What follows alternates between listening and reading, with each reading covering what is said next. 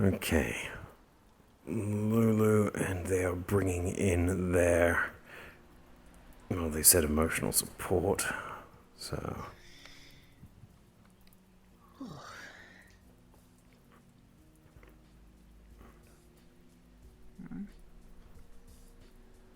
Oh, hello. Good afternoon, evening, good morning, good night. How is it going? Pretty good today. A bit rainy, but I don't mind the rain. Yeah, welcome to Zafira. It's not really rain, it's coolant. You get used to it. You can always tell a local from, visitors. Please, take a seat. Actually, since there's two of you, normally I take a seat here, but in this case, one of the rare times, I actually have to move seats. Oh. Okie dokie.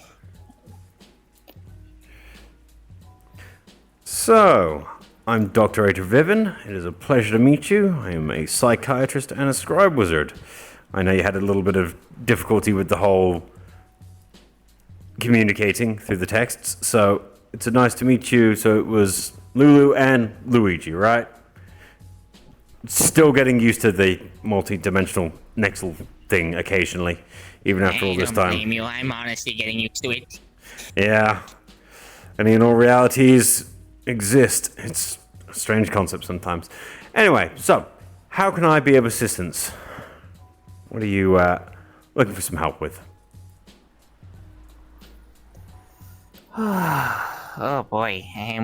Well, since they've been having trouble elaborating, for one, they don't how should I say? Is they don't really know what therapy is, but two, just about a couple weeks ago, we went through some real crazy stuff. So I recommend at least getting them through the basics of it, therapy first. We'll get a delve into that immediately. So, what I will tell you specifically is I'm a psychiatrist. There's a slight difference between a psychiatrist and a psychologist. I specifically deal with trauma that will more than likely and tends to involve me needing to prescribe medication. That's what makes me an actual doctor. Whereas a psychologist doesn't have a doctorate all the time. They're normally purely for the therapy. But diagnostic therapy to help identify if you have underlying problems is kind of my job. You know, I try the best I can. Don't let my looks fool you. I'm full of life, even if I am an undead.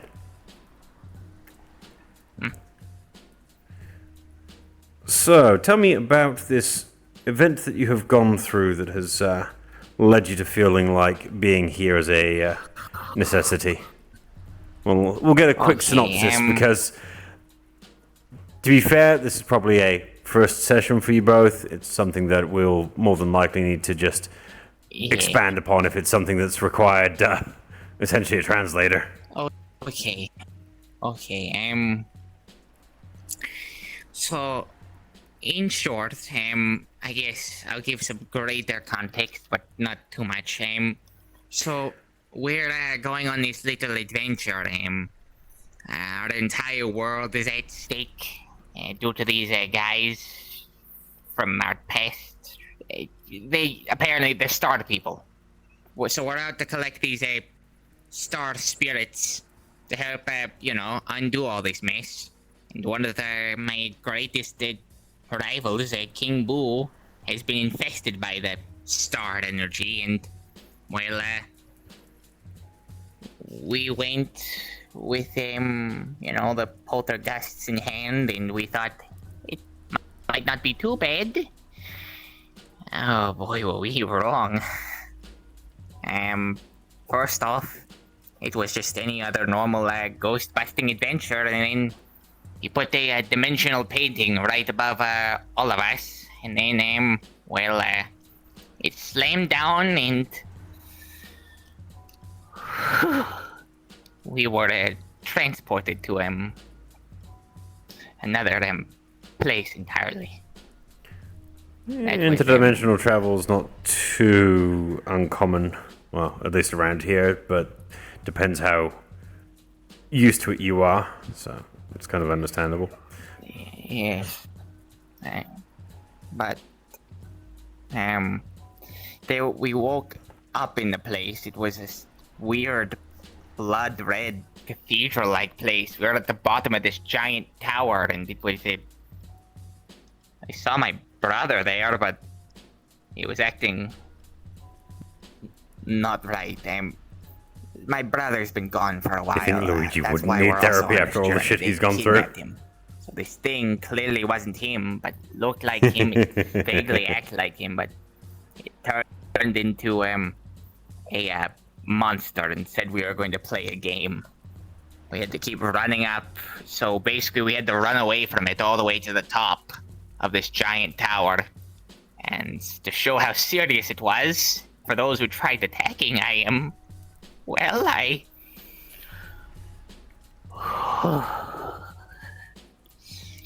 he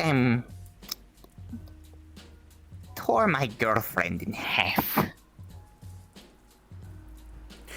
Is this giant monstrous thing.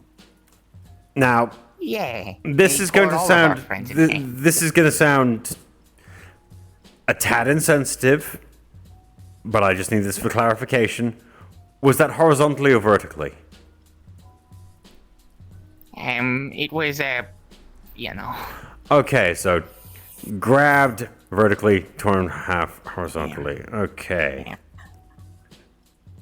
Sorry, I like to make sure So- that I understand all of the facets of Yes. the situation. So this creature looked like Mario, pale white skin, about 10 feet tall, if not a little taller, 13 maybe.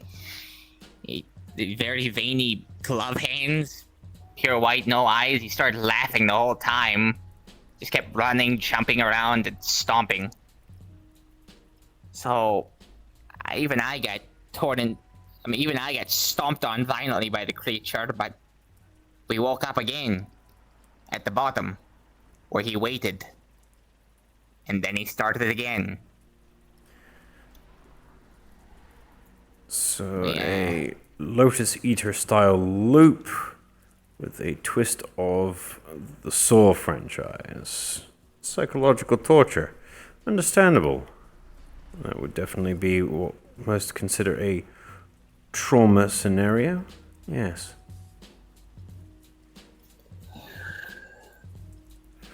Even Well- when we waited too long, it just got worse.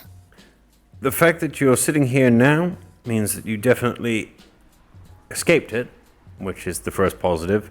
And the next positive is you're sitting here right now talking to me about this, getting it off your chest, and understanding that it is not something that you have to keep reliving because you are no longer currently in that situation. You are here. So how did you escape? Okay, so our friends, we ended up going through this scenario 3 times. And there were these ghosts that were there that would grab onto us, slowing us down along the way. And he was faster. I had to dodge out of the way. One of my friends, Ater was their name, she ended up throwing me up a few stories, which really hurt, but I ended up getting a bit further, and one of my other friends sacrificed themselves there, and the whole bet was we had to get to the top of this place if we wanted to get out. So I narrowly escaped with my arm missing. A few other things. Someone else got their arm torn off. I saved them, but they ended up dying later. We ended up getting out, or well, I was the only one who got out, and just as I was passing out from blood loss, apparently everyone was brought back, and some small figure, I never got his name, apparently let us out of the painting. He wasn't involved in it, but someone... It's like he waited until we were close enough to open it. One of our friends was left behind in the mansion, Hammy, so we went to go deal with him. I'll elaborate that in a moment so you could process what you heard. Okay. And how long ago did this all occur? On... If I got it, my dates right, January 31st. All this happened in one day. All in one day at the end of last month. Okay. So you've had a couple of weeks to process it and have found that it's still plaguing you. So what have you been feeling in these few weeks leading up to needing to come and see me that has prompted you to come and see me? Have you been reliving the situation? Have you been just feeling generally anxious? Has it been hard to sleep? All the above, really. I mean, also just seeing us continue and seeing how they're affected. I hardly hear them speak anymore. They're traumatized by it as well. Going nonverbal is a very natural trauma response, especially to something along the lines of being put in that kind of situation, because making noise can make you a target. It's very much an understandable reasoning behind that.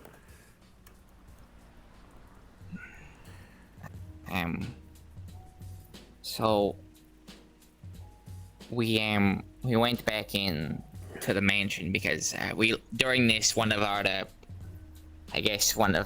fellow allies was, they didn't want to go near the King Boo, so we got stuck. They didn't, but we ran in to go after them since we were outside the mansion, and apparently we were all transported immediately into another painting. Not of the same brutal nature, more psychological, personalized to our fears. So someone was actively trying to break you?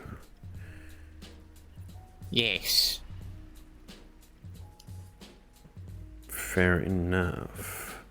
Well, not really fair enough. Very unfair, frankly, but, well, when people are trying to cause trauma and hurt others, people will take drastic and even nigh on monstrous measures to achieve their goals.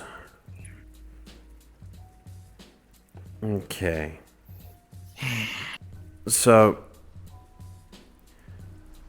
multiple events have occurred within a short period of time that have left you focused specifically on those events. After you've gotten out, you have tried to relax, you've tried to return to a seemingly level of normal operation within life. But because of how bad these events were, you have been having difficulty readjusting to living without it. I mean, yes, but the stress of all this has been getting to me too. We've almost been at this whole adventure thing for a year. Not them, but me. I've been trying to save my brother and living up to expectations in the kingdom. I mean, I don't mind that people don't remember who I am. That's fine. It's just, honestly, it's the confidence of trying to save all these people, along with, this journey. Mario would have kept a smile, but me? You don't have to smile. A lot of people have done a lot of things in the world without ever cracking a single facial expression.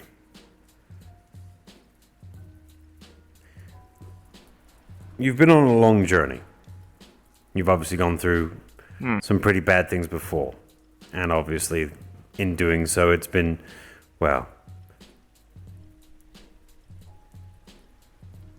draining.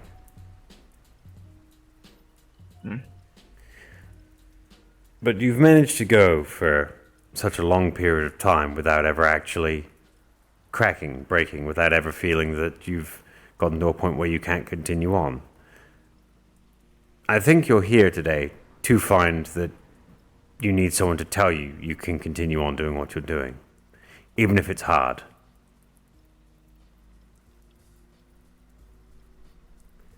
You believe it yourself, but you need someone else to tell you. Not because it's my job to do so. No, that would be kind of silly of me to do. I'm not going to sit here and mollycoddle someone, because obviously in the kind of situation you're in, that wouldn't do you any good. I will tell you most certainly that you are obviously able to go on because if you weren't, you wouldn't be sitting here. You wouldn't be looking for that reason to keep pushing forward to achieve the goal that you obviously have been striving so hard for. And it's always a sign of respect when someone comes to a professional like myself just looking for something as basic as clarification. Because that's sometimes all people need. They need to realize that someone at least sees the effort that they're putting forth. That they're not as worthless as that little voice in your head is telling you you are. Because that little voice lies. Something akin to what we call the call of the void. Have you ever... let's see, what can I remember of this? Have you ever been driving down the Rainbow Road and thought, you know, I should just take a hard left right here and plunge off into that pit? I mean, That's the call of the void. but yeah. It's a voice that everyone has. It's something that every person understands. You know that doing that would be the silliest idea ever. You know that that is not a good thing to do. But it still just comes to mind, right? You're going through essentially a version of that has just been given a megaphone. I mean, I understand that that's going to be difficult for anyone to ignore. That's what the people were trying to achieve. If they can't beat you, make you beat yourself. I mean, as they do say, you are your own worst enemy and your own greatest critic.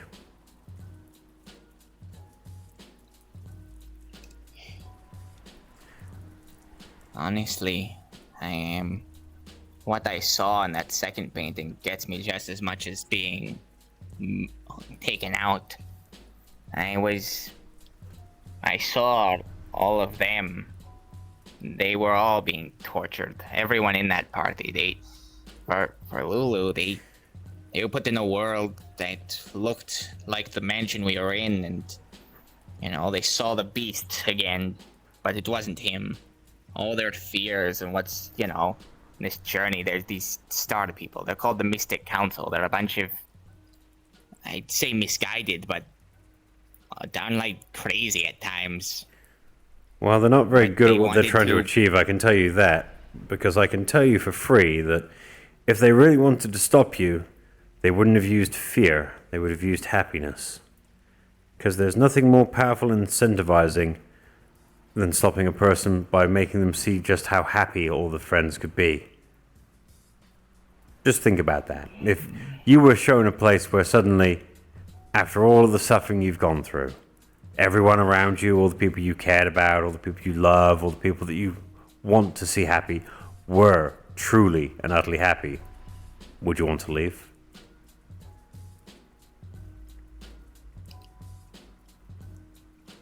I suppose that is a better motivator. The fact that they think that fear is something that will stop you just shows that they themselves are scared. Because you are pushing forward to that happiness.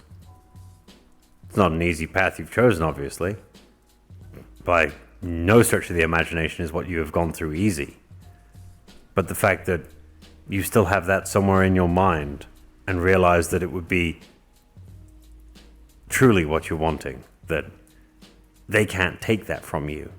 Even after everything you've gone through, you still want that happiness for yourself and your friends more than anything else. It's like, well, like a child finger painting. They think they've got the right idea and they think it looks great, but really it's just sloppy and messy. Because, well, they don't truly understand what drives you. So they're just trying to stop you focusing on what you need to focus on. Which, to be fair, when it comes to my profession and people have difficulty focusing, normally I just prescribe Adderall. I see. But what I will say is I won't prescribe you anything specifically that would be for your anxiety. I can tell you definitely have a basic anxiety disorder. It's evident from what you've gone through in the first place. But I think in your case, specifically for you, that medicating you for that would not be healthy. Working through the trauma that they are trying to inflict on you and then having to rely on drugs to get you past that will only make it worse for you because you become dependent on something else. What I can do for you is I can prescribe something called Hypnosil. Now, Hypnosil is a dream suppressant because there's nothing worse than the people that are unable to get a good, restful sleep than being plagued by those dreams. Reliving the tortures you've previously gone through, that's not healthy for you. But you live that in your waking hours. Why go through it constantly? Because that's what they want. Whilst Hypnosil doesn't give you the greatest night's sleep, you feel a little bit less restless because it's you go to sleep and then you wake up again. You don't have any REM. You don't feel quite as rested. Rapid eye movement sleep, if you don't know what that is. It's the deepest form of sleep where your brain starts actually processing everything that it's gone through recently. But of course, when you're having focused nightmares that are repeating a current traumatic experience, you don't get that rest anyway. Where Hypnosil comes into play in this case is that at least you'll be able to feel a bit more relaxed when you sleep. The rest of the trauma, though, I would say specifically, be introspective and meditative about it yourselves, to begin with. Obviously, this did happen a while ago, and you think it's bad enough to have come to someone like me to do that, but my first prescription is always perspective. You can tell what they're trying to do to you. Don't let them. You have all the power. They're just throwing shit at the wall and seeing what sticks.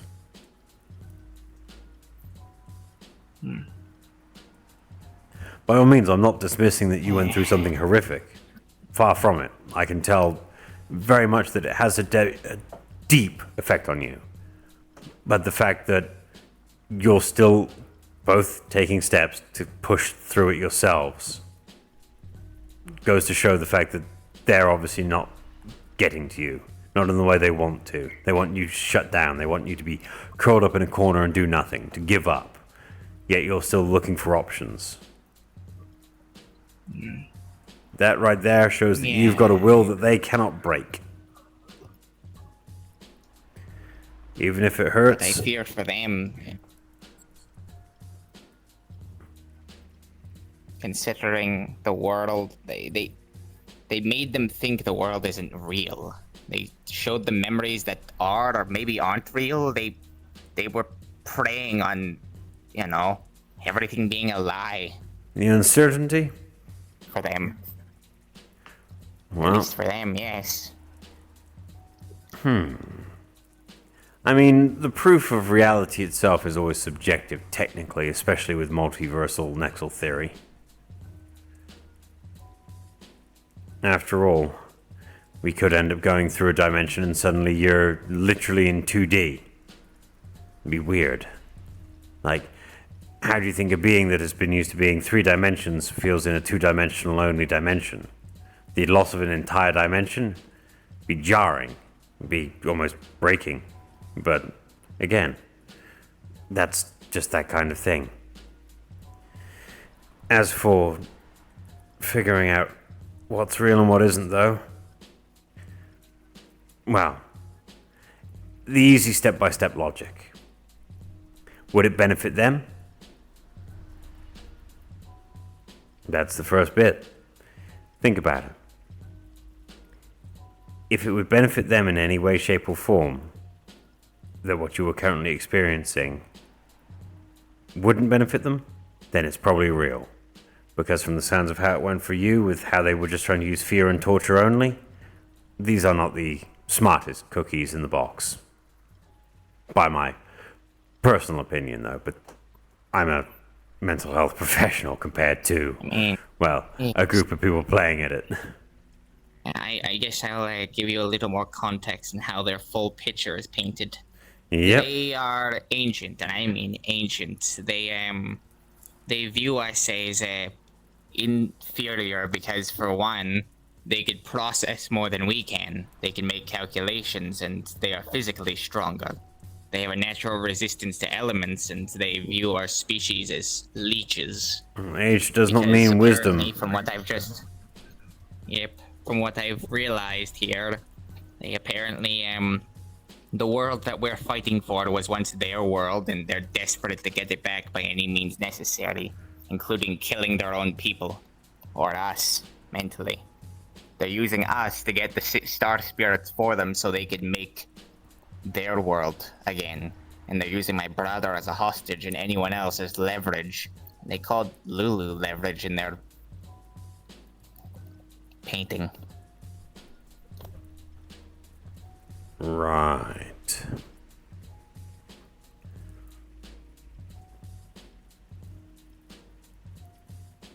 So being faced with the overwhelming presence is also part of it.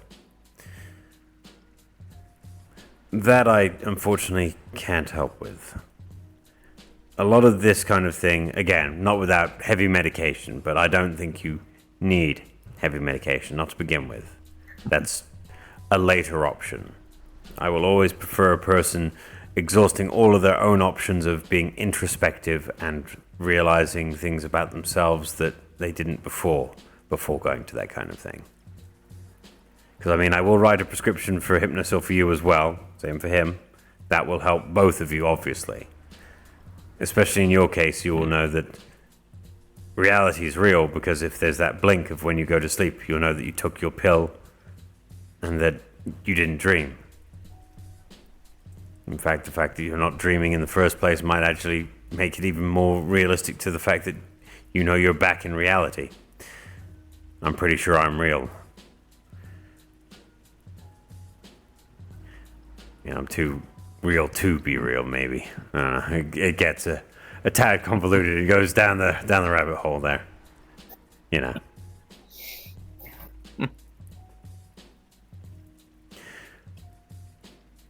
I think you're both already very much on the starting code to recovery. You've taken steps to find someone to help talk you through this. You're sitting there calmly, you're explaining the problem, you're looking at it from the logical point of view. And the fact that you're using logic and facts, what you have access to, you're taking it in your stride as best you can, even if it hurts, even if it's a difficult thing for you, you're doing very well. That I can see evidently from both of you, even if you've gone non-verbal. The fact that you've still come along, the fact that you still trust him. These are things that they have not been able to take from you. Things that you can trust in. Just remember to use the logic. If it benefits you in any way, they probably wouldn't let you have it. As long as you remember that, you can look around you, you can take it in, you can see what will help you and what will not, and go, well, that will help me. They wouldn't let me have that. Reach out for that thing. If it is suddenly somehow magically or mystically snapped away from you, well, then they're trying to trick you again. Then they're trying to put you back into that place. But that'll let you find the exits. That'll help you search forward. Sort of like a blind person tapping a cane. It'll be a slow process. But at least every time you tap that cane, you'll know you're a step closer to where you want to be. As a medical professional like this, I can't drag you forward. I can't pick you up. I can't carry you. All I can do is walk beside you as patients and pick you up when you stumble, when you fall. If I was to lead you along or to push you along, it wouldn't do you any good. You wouldn't learn for yourselves. You need to learn how to cope. You need to learn how to understand what they're trying to take and why you're not going to let them take it. It's going to be difficult. And again, I don't want to get you straight into drugs, but I definitely get the context that they have certainly done a terrible thing to you both. So, what I will say, let me just quickly jot that down. So,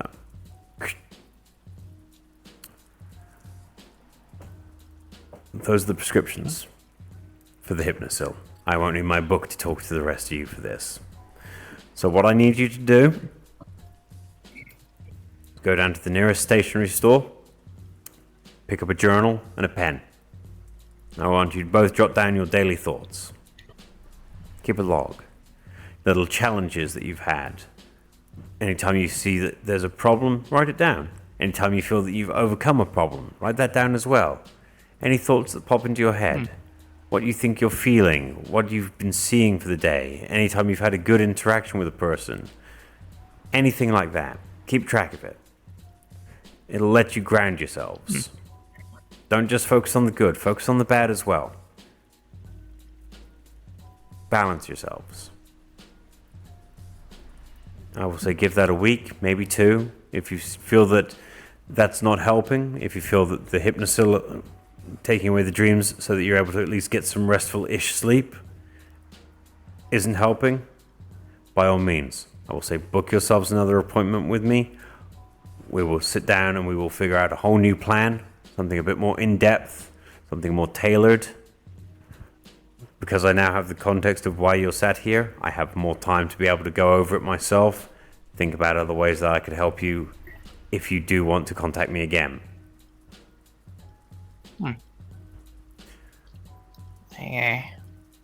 Well, I do have I believe it's on me, Game Boy Order with my number on it, so I don't know. I think if you have something I can call up, I can call you up.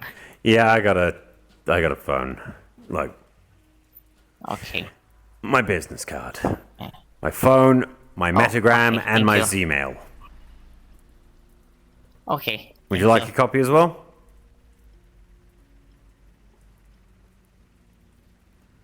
Scrub them myself. Perks of being a wizard It looks sometimes. pretty good. You know. Look, the fact that you guys have already reached out, that's great. But now you need to reach in. Just a little bit. You've kept it in, but now you need to dip back into it. Just a little. That's going to be hard. But in doing so, that's going to give you things to write about in your journal. Write about what is hard. And write about what you find makes it easier. You're looking for those little specks of hope, a little dust of light. It's always going to be somewhere, right? And who knows? Maybe you won't need to come back and see me again. But if you do, I'll still be here to talk to you through things. Try to figure out a plan for you both.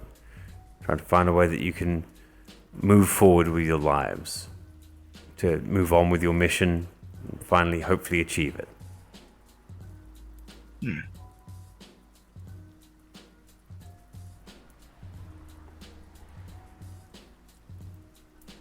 Thank you. It's not a problem at all. I just do what I can to try and help. It's not always easy, but, well, you're a little bit of a stumper just from the basic context. So all I can do is give you some basic advice, some basic coping mechanisms to help you figure out yourselves. And then from that, we can find something a bit more robust, something that's more specific. If you find it doesn't help, of course. Maybe it does. Maybe just thinking about it and seeing it in a different perspective from your own view in a way that you didn't want to before, maybe that'll help. Maybe that'll bring you to where you want to be.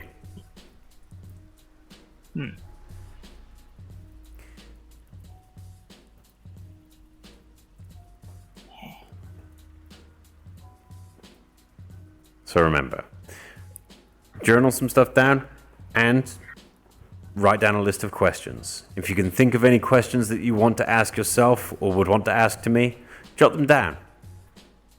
Keeps them fresh. Maybe if you jot them down and you look at them day after day, you suddenly go, actually, I knew the answer to this all along.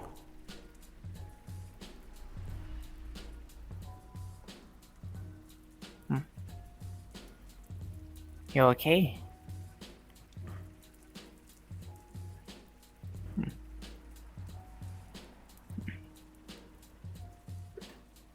I wish you both luck, okay?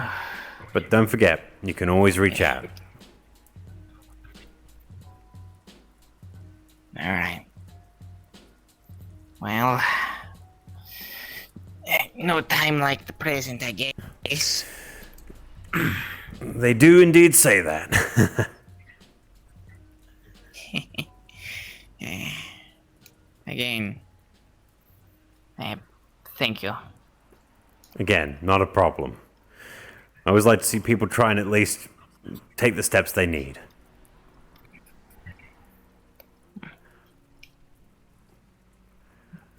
Now, whilst I don't shake hands, what I will do... Fist bumps. Oh, yeah. You got this, guys, okay? I believe in you. You're gonna do great. Thank you. Don't forget, drop by the pharmacy on the way. Any pharmacy should stock that. Pick it up. If you feel like you're having bad dreams, take it. If you feel like you want to try and risk it, don't. Up to you completely. Prescription should last for 2 weeks anyway. I got you. Not a problem. Okay, well, let's go. Good luck.